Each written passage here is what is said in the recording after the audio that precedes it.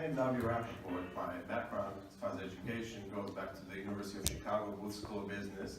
I got a PhD in finance and economics.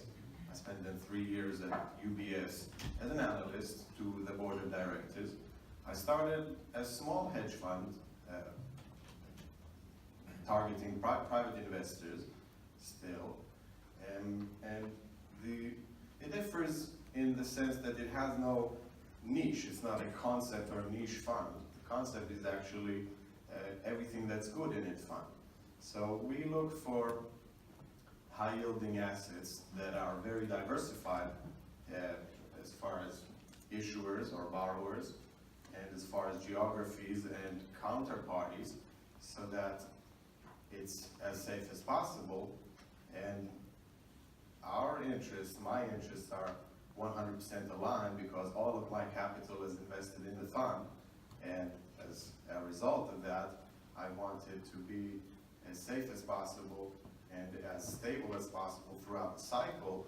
And therefore, again, it's the everything that's good in it fund to achieve this diversification and not stick to any niche market that can go belly up in under some circumstances.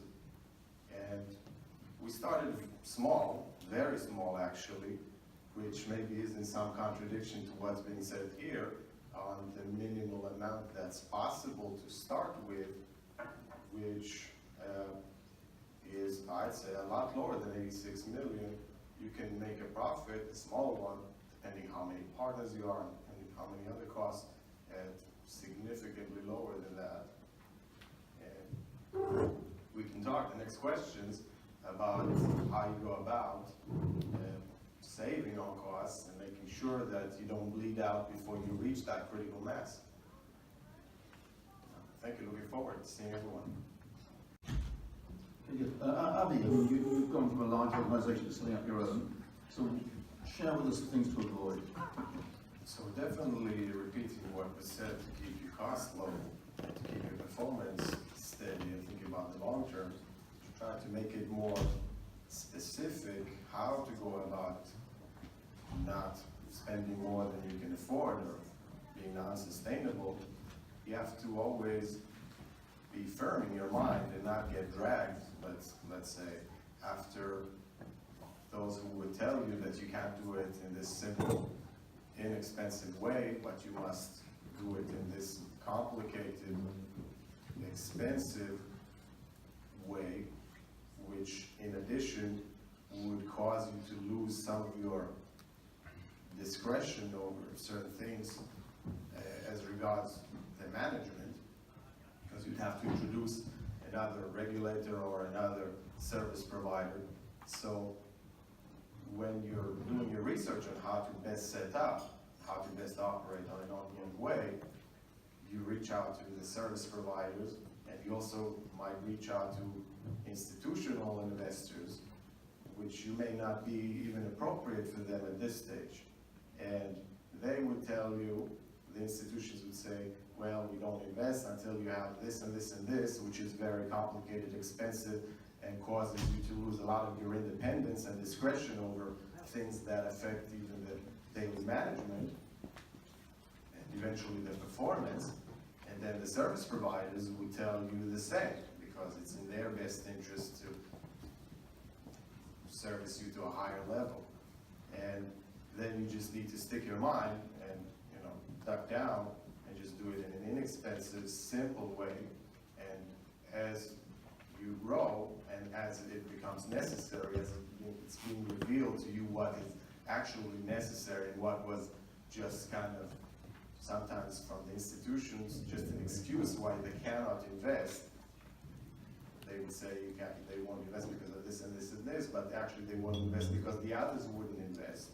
It's more like a political and reputational consideration, which is legitimate for them. You just have to cut down and stick to your guns and do it in a cheap, simple, inexpensive way. I see a question there, sir. Yeah. Have you got a question? Is there a microphone? It's okay. Project. Anyone got a microphone to get to the... So, what would you suggest as good people to approach to be able to set up that structure? So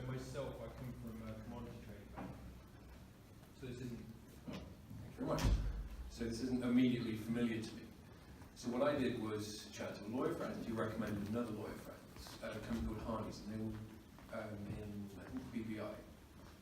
Very good, very honest, and I found that kind of really helped. So I have, just asking kind of the other emerging managers around here, who would you speak to who wouldn't have, or would give good advice, and you see wouldn't have any direct angle to push up those costs?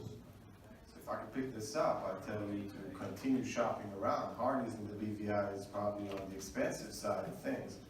And you'd be amazed by how many lawyers specializing in whatever it is you're trying to accomplish you can find online.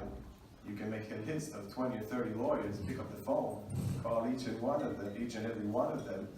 The thing is that the first one you talk with will pick up on you not being well informed and will think to himself that it's going to be a lot of work for him because you're not well informed and will give you a high price.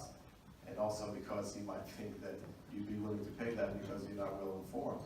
But then you hang up, you call the next person, and you, along the way, you continue doing your research, your self-education. Do everything at home, do what you can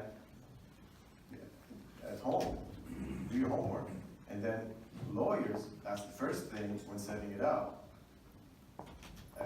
are many actually in the field of the legal corporate structure and also as taxes. You can get your advice from many lawyers, and you'd be surprised that the 20th lawyer you speak to, maybe it takes you 48 hours to go through all of them, will give you a much reasonable price for whatever it is you're trying to accomplish, because by then you'll be well informed and you'll be able to pinpoint exactly what you need from him, and then he'll think to himself, well, this guy knows what he wants, he can do the homework by himself, all he needs from me is really just a little bit of guidance or to provide a template, and he can do the rest, and I'll just accompany him, and it wouldn't be so much work for me if I'm the lawyer, and wouldn't be so costly for you.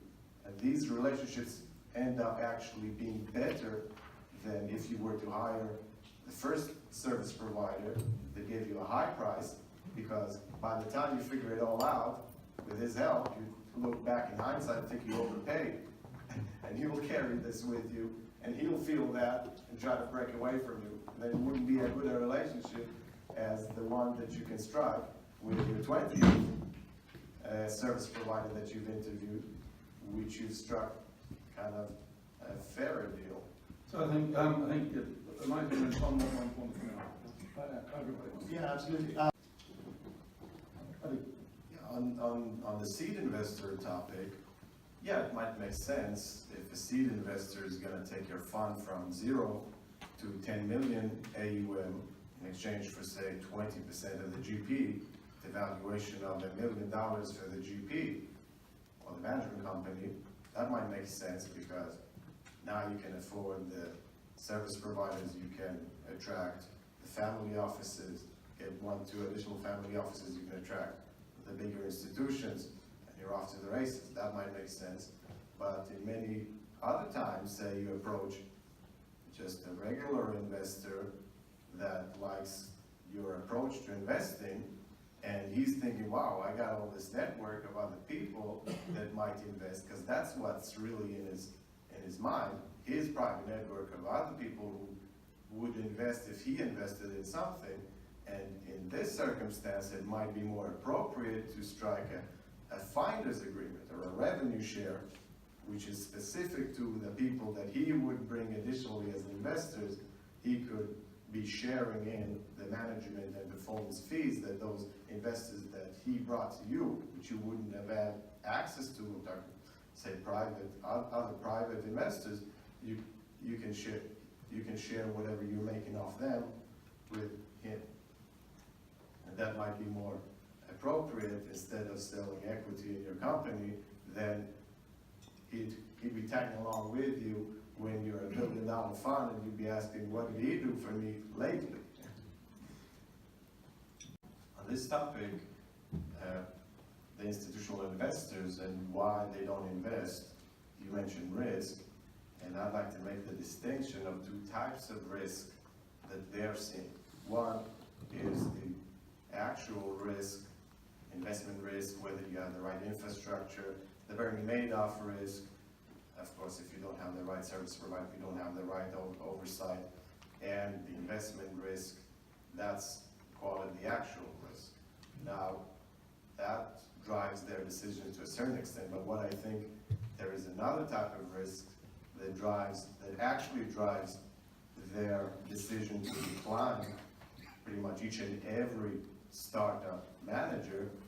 I call it reputational risk or corporate politics risk. You have to remember that the people allocating money of pension plans and insurance companies or other big institutions, and even the family offices, once you land that job as a family officer, politics creeps up.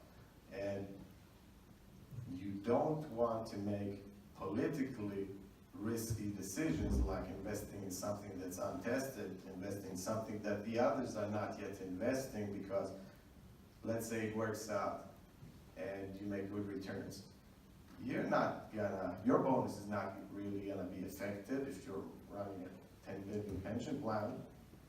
You're still gonna get the same compensation, but if it doesn't work out and you're seen as someone who's been reckless with public funds, then maybe you're not out immediately from that position, but you might as well be a dead man walking, because everyone is talking about the mistake you just made. And if you roll it back one step backwards, just for taking this politically risky decision, if people would know, that already brings your chips down as a